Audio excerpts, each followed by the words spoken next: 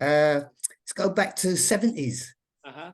1973 when I first started getting into music, and it was more like I used to go to blues and stuff like that, listen to all them old tracks, Count Shelley, Sound System, Fat Man Hi-Fi, all of that. And then a few of my mates were playing the soul, and I was, what's this? And I started listening to a bit more. Kool in the Gang, I loved Kool in the Gang. Then I started going discos.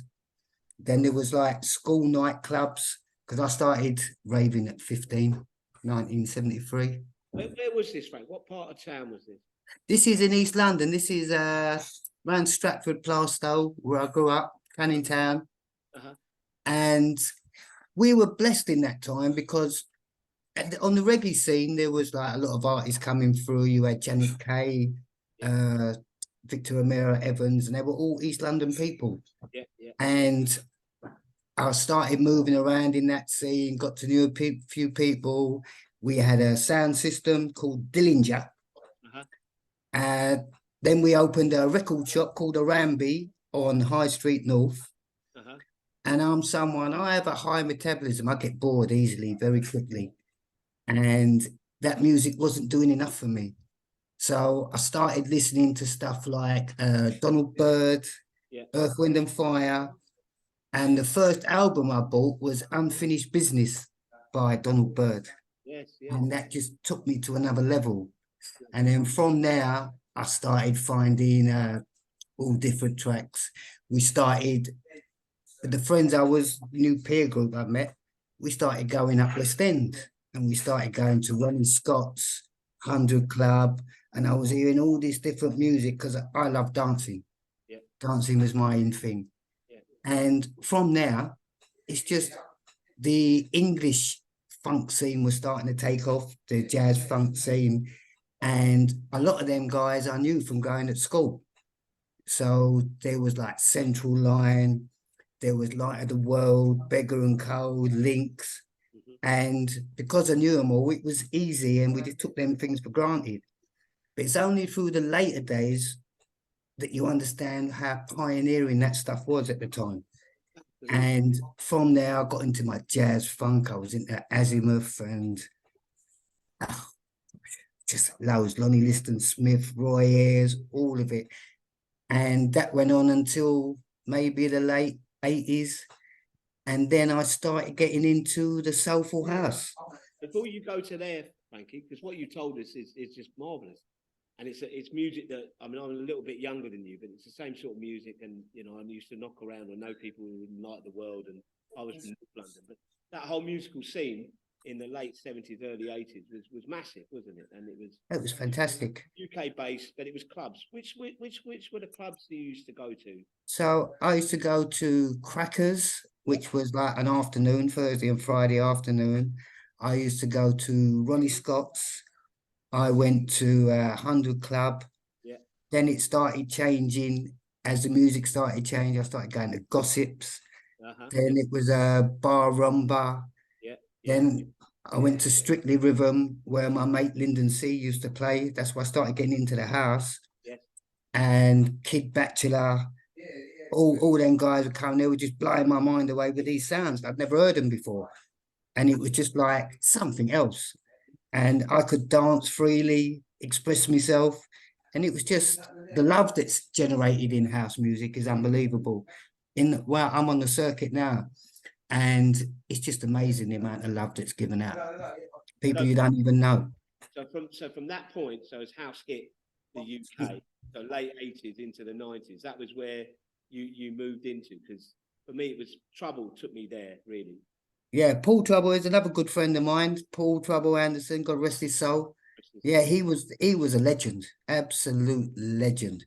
And from him, we all born. Because I say back in my day, he used to play at house parties, like Palmer's Green on the North Circular Road. I remember going to one where he played out. That was, we're talking 1980, 81, something, 82. And he just rocked the house. And that, I mean, he was Trouble in the house. And he was Trouble. The bass line Trouble used to bring. And then later on, playing in Camden at the Loft HQ. I used to go down there. Yeah, I used to go there as well. I used to go there just to dance, Frankie. That was all I used to do. And one club, Yeah. I always ask people about whether they remember this club. It was down the West End. It was just near to Gossips, called Jean Pierre's. Do you remember Jean Pierre's? No, no, I don't think I ever went there. It was a downstairs little jazz club, just all dancers. All It jazz. wasn't a place called, it wasn't, used to be called Bill Stickers. It didn't have that sign outside called Bill Stickers. I don't remember. Just No, not the, I don't mean the Bill Stickers, that sign that would be prosecuted. I mean, the actual club was called Bill Stickers. It might have been before, because as I say, you're a bit older than me, bruv. So it might have been then, but yeah. So you're then moving into the soulful house scene. Is that's what we're talking about? Yeah, I moved into, because I found that with the soulful house, I can get the soul music, and I've got an extra beat in there. I've got that house beat in there, which I like the bass line, and it was giving me. They were playing instruments like the R&B stuff, the Nellies and all that. I just turned off the music then, and I just grew my family up. I didn't want nothing to do with music. I didn't like the way they were going, all the sampling and all of that. And I thought, nah, this is rubbish. And I turned off the music for about 10 years. And then I came back. And when we talk, because you're obviously mixing with people, you're on the scene, you're doing your dancing. When did you start playing music as a DJ? Was that at clubs, or was that only through radio? How did that happen? I started playing music in 8 years ago. What's that now? 2015. My son was 18, and I took him to Ibiza for his birthday. And my soul were doing something. Gordon's a good friend of mine, and Bobby and Steve, another lot of good friends. Don't want to be name dropping, but when we went there, all the artists that were there, I knew them all. Most of them DJs, I knew about 90% of them, because it was an East London thing. And it inspired me to start getting behind the deck. I started promoting. Yeah. So when I was promoting, DJs were letting me down, not turning up, not playing the right sets. So I thought, how hard could this be? So I started doing it myself. Yeah. And from there, I've been playing music. I wanted to play a set for my 60th birthday party, which I did. And that was the first time I played out. And I've always been collecting music. I've got a great collection of music. Yeah. And all of a sudden, the bug hit me at 60. So, yeah, so I've been at it now 8 years, and I'm loving every minute. I started on Thames FM. That's the first radio station I went. Yeah. I left there, I went to MGR. Yeah. And I'm now with you guys.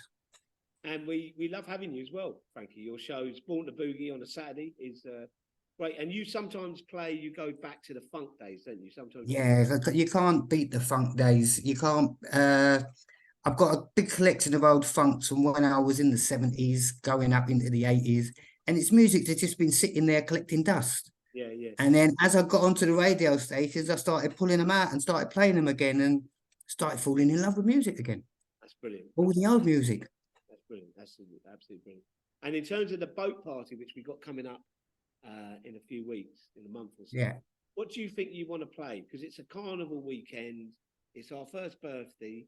There's a few people, you know, you're going to be playing there with the Robbie. What do you feel you're going to be playing there, Frankie?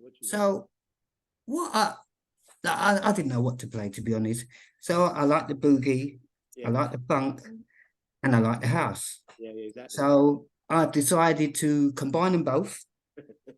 And play a lot of the boogie house tracks. That we all know, and we can all have sing-alongs and have a party. That's brilliant, Frankie. I think that's awesome, mate. That's absolutely awesome. And it's a pleasure to have you on board. It's a pleasure to literally look forward to having you on board on the boat party. And I really enjoy the music that you share with people, man. And the love that you have for the music comes through very much. And I think we should be doing more of these sorts of conversations, putting up there, because what you've got, what the other DJs have got, is a lot of history that needs to be told and kept and remembered, because you were at the scene, I was at the scene, but nobody listens until I'm listening. We're putting it up there. So big up yourself, Frankie. Thank you very much for your time. Listen, thank you for inviting me onto your radio station. Thanks for having me. And thanks for giving me the opportunity to let other people hear what I've got. Brilliant, Frankie. Love you, mate. You take care. Love you too, bruv. Look forward to see you. I'll see you on the boat. Yeah, hold on. I'll Yeah. just